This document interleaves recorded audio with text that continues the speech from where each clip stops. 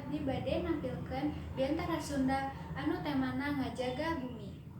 Assalamualaikum warahmatullahi wabarakatuh. Sampurasun. Langkung ti payun hayu urang panjatkeun puji sareng syukur kahadirat Allah Subhanahu wa taala anu tos masihan sehat jeung rahmat ka urang sadaya.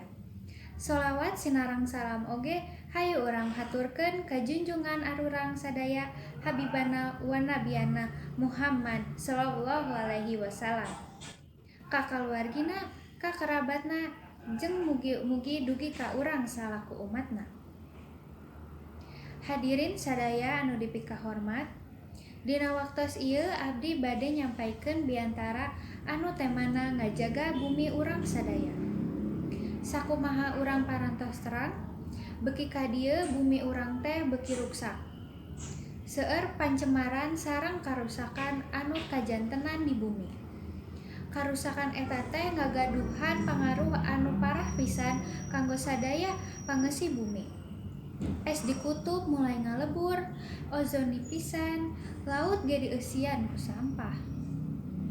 Sadar teu sadar urang teh tos jadi pamasok sampah keur bumi. Komo deui mah sampah plastik anu hese ka urayna. Hutan jeung lahan-lahan hejo ge ditarebangan. Pabrik-pabrik jeung gedung-gedung oge lobe didirikeun anu ngahasilkeun polusi jeung limbah-limbah.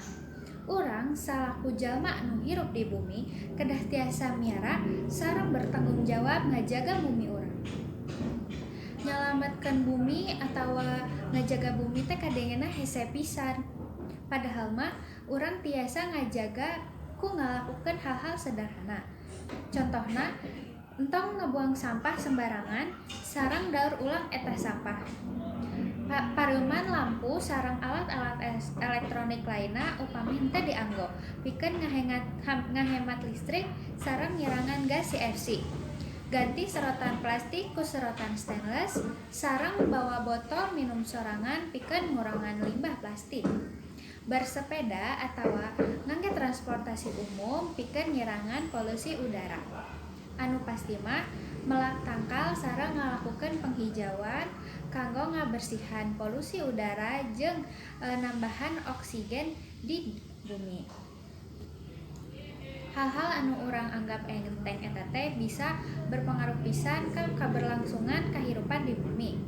Arurang teh kedang mikir kumaha mun bumi sareng eusina teh tos teu tiasa deui nampung arurang deui. Kusabab eta, hayu urang peduli jeung jaga masa depan bumi.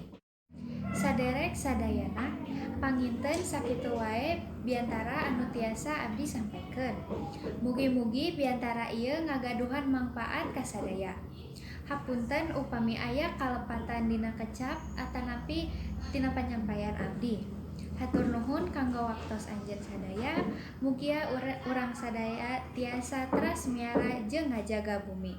Mun teu ayeuna, kapan deui?